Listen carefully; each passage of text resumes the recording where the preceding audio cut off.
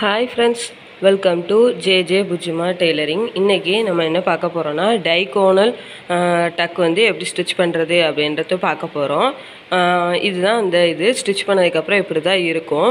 இதுல வந்து என்னென்ன தப்பு வரும், அதை எப்படி சரி பண்ணலாம், எதுக்கெல்லாம் இது நல்லா இருக்கும், என்ன ஏது நான் டீடைல்டா சொல்லியிருக்கேன். தச்சதுக்கு அப்புறம் நான் இப்படி தான் இருக்கும்.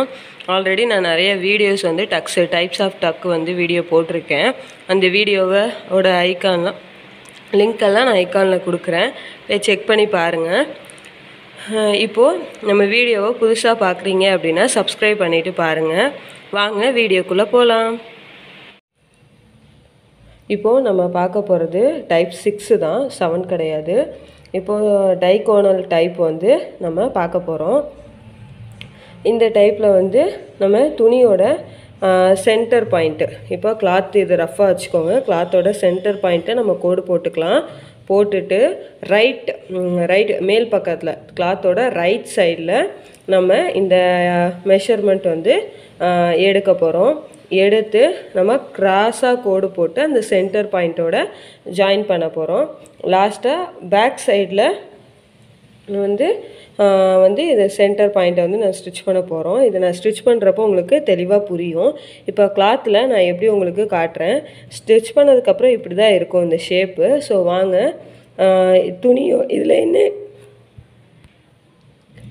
இது துணியோட மைய பகுதியை குறிச்சிட்டு கிராஸாக அளவு எடுத்து கிராஸாகவே ஸ்டிச் பண்ணுறதே வந்து டைகோனல் டக். நான் சிம்பிளாக ஒரே பாயிண்ட்டாக முடிச்சிட்டேன். இப்போ வந்து உங்களுக்கு நான் கிளாத்தில் எப்படி மார்க் பண்ணணுன்றதை காட்டுறேன், அதுக்கப்புறம் ஸ்டிச் பண்ணுறதை பார்க்கலாம். இப்போது நான் ரஃப்பாக ஒரு கிளாத் வந்து எடுத்து வச்சுருக்கேன். இப்போ இதோட ஃபஸ்ட்டு நம்ம centre point, so centre point இந்த இருக்குது. இதை நம்ம ஃபஸ்ட்டு கோடு போட்டுக்கலாம். ஓகேவா, நான் கோடு போட்டுட்டு காட்டுறேன். இப்போ கோடு போட்டாச்சு. ஃபஸ்ட்டு நம்ம என்ன பண்ணணும்னா, இது எவ்வளோ இது இருக்குதுன்னு பார்க்கலாம். 5.5 அந்த பக்கமும் 5.5, சரிங்களா? 2 பக்கமும் 5.5 இன்ச்சு இருக்குது. ஃபஸ்ட்டு நான் டக் வந்து 1.5 இன்ச்சுக்கு எடுத்துக்கிறேன். அதுக்கப்புறம் ஃபுல்லாக ஒரு இன்ச்சுக்கு நான் ஒரு 4 டக் வைக்க போகிறேன். ஃபஸ்ட்டு 1.5 இன்ச்சுக்கு நம்ம எடுத்துக்கலாம்.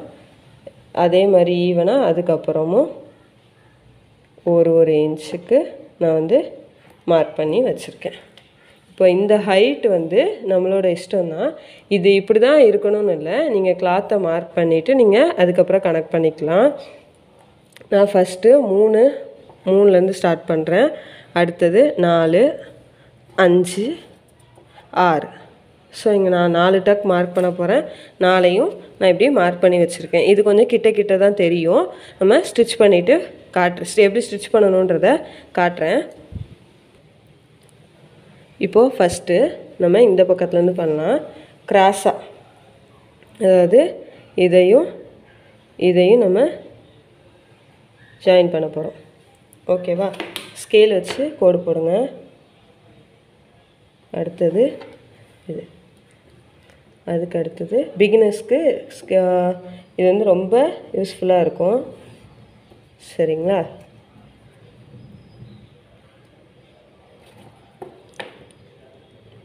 நான் கிட்ட வைக்கிறேன். நீங்கள் இதை இன்னும் கொஞ்சம் தள்ளி கூட வச்சு பார்க்கலாம், நல்லா தான் இருக்கும். நான் அதான் சொல்லிட்டேன்ல, ஹைட்டு வித்து உங்களோட டிசைனை க்ரியேட்டிவிட்டியை பொறுத்து நீங்கள் எப்படி டிசைன் பண்ணுறீங்க, அந்த கிளாத்து எல்லாத்தையும் யோசித்து நீங்கள் இதை டக் வந்து வைக்கலாம். நான் வந்து உங்களுக்கு சொல்லிக் கொடுக்குறேன். பேசிக் தான் நான் எல்லாத்துலேயும் உங்களுக்கு சொல்லி கொடுத்துட்டு வந்துட்டுருக்கேன். இதை இப்படி பண்ணலாம், அதை அப்படி பண்ணலாம். நானும் சின்ன வீடியோவாக போட்டுட்டு தான் இருக்கேன். இப்போது நம்ம இதை 2ஐயும் ஃபஸ்ட்டு ஸ்டிச் பண்ணிக்கலாம். ஓகேவா,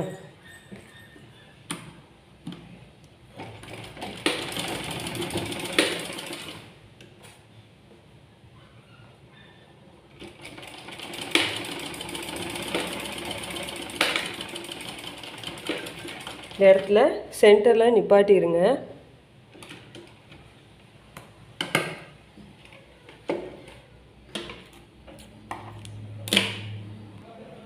இப்போ இப்போது நம்ம இங்கே வந்து நிப்பாட்டியாச்சு. இப்போ நெக்ஸ்ட்டு அதே மாதிரி அடுத்த டக்கையும் நம்ம அதே மாதிரி பிடிச்சிக்கலாம்.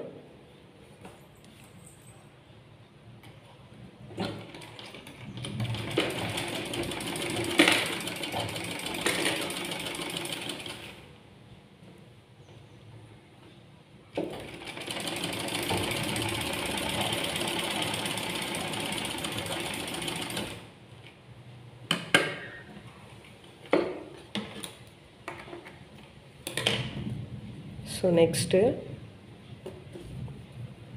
தெரியுதா உங்களுக்கு? இப்போ அடுத்தது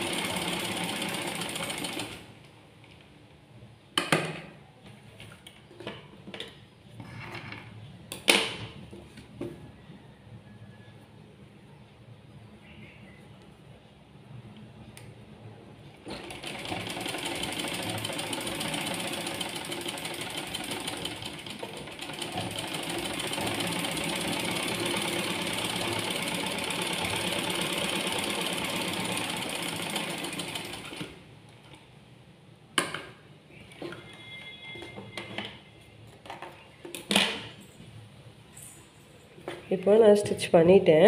நான் கொஞ்சம் வந்து ஸ்லிப் ஆகிட்டேன். ஸோ வந்து இந்த இடம் வந்து பெருசாகிடுச்சு. ஸோ நீங்கள் கவனமாக வந்து ஸ்டிச் பண்ணுங்கள். இப்போ சேம் இதே மாதிரி நம்ம இந்த பக்கமும் வந்து பிடிச்சிக்கலாம். இங்கே ஸ்டார்ட் பண்ணி இந்த சென்டரில் தான் நம்ம முடிக்கணும். ஏன்னா வந்து நம்ம உள்ளே லாஸ்ட்டாக வந்து கிளாத்தை திருப்பி போட்டு நம்ம தப்போம். நான் ஃபஸ்ட்டு இதை ஸ்டிச் பண்ணிவிட்டு வந்து உங்களுக்கு காட்டுறேன். இப்போது நான் இந்த பக்கமும் ஸ்டிச் பண்ணி முடிச்சிட்டேன். பார்த்தீங்களா, மேலே ஒடுக்கமாகவும் கீழே வந்து விரிஞ்சும் வந்து காட்டுது கிளாத்து. உங்களுக்கு தெரியுதா டிஃப்ரென்ஸு? இங்கே ஒடுக்கமாக இருக்குது, இங்கே விரியுது. இதுதான் இதோட இது. இந்த இடமும் வந்து குறுகலாயிரும். இப்படி தான் இருக்கும். இப்போ நம்ம இந்த சென்டர் பாயிண்ட்டை உள்ள அப்படியே வச்சு நம்ம சென்டர் பாயிண்ட் ஃபஸ்ட்டு மார்க் பண்ணோம்ல, அதில் ஒரு 1/4 இன்ச்சுக்கு வந்து ஸ்டிச் பண்ணிக்கலாம்.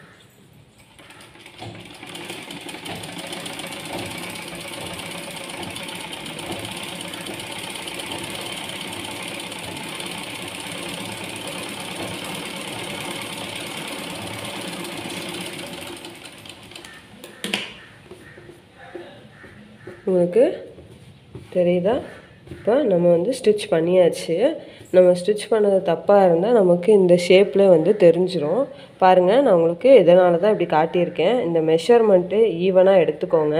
நான் கொஞ்சம் இந்த வித்து வந்து கொஞ்சம் ஜாஸ்தியாக 2 இன்ச் எடுத்துருக்கணும். நான் 1 இன்ச் எடுத்துட்டனால எனக்கு இவ்வளோ சின்னதாக தெரியுது. பரவாயில்ல, நீங்கள் தைக்கிறப்போ கிளியர் பண்ணிக்கோங்க. உங்கள் ஸ்டிச் பண்ணுறப்போ உங்களுக்கு இது வந்து ஈஸியாக இருக்கும். இந்த மாதிரி மிஸ்டேக் எல்லாமே பார்த்துக்கோங்க. இந்த பாருங்கள், இந்த சைடு எவ்வளோ அழகாக இருக்குது, இந்த சைடு எப்படி இதாக இருக்குன்னு. இது வந்து என்னுடைய ஓன் மிஸ்டேக்கு. நான் தான் தப்பு பண்ணிட்டேன். இப்போது இந்த சென்டர் பாயிண்ட்டில் நான் தான் வேணும்னே உங்களுக்கு ஏற்ற இறக்கமாக வச்சு காட்டியிருக்கேன். எதுக்குன்னா உங்களுக்கு தெரியணும் இல்லையா, இந்த மாதிரியும் வரும். சரிங்களா? அவ்வளோதான். இப்போ நம்ம வந்து இந்த பிசுரெல்லாம் கட் பண்ணிட்டோம். கட் பண்ணிவிட்டு வேலை முடிஞ்சிச்சு. நம்ம இந்த மாதிரி நெக்கில் சின்ன பிள்ளைங்களுக்கு வந்து அப்ளை பண்ணுறப்போ நல்லாயிருக்கும். கிராப் டாப்லாம் இந்த மாதிரி வந்து ஸ்டிச் பண்ணுறப்போ செம்மையாக இருக்கும். ஏன்னா வித்து கீழே ஜாஸ்தியாக இருக்கும், மேலே ஒடுக்கமாக இருக்குன்றனால நல்லாயிருக்கும். இந்த வீடியோ உங்களுக்கு பிடிக்கும் நான் நம்புகிறேன். இந்த வீடியோ உங்களுக்கு பிடிச்சிருந்துச்சுன்னா லைக் பண்ணுங்கள், ஷேர் பண்ணுங்கள், கமெண்ட் பண்ணுங்கள். மறக்காமல் ஜேஜே புஜ்ஜிமா டெய்லரிங்கை சப்ஸ்கிரைப் பண்ணுங்கள். தேங்க்யூ.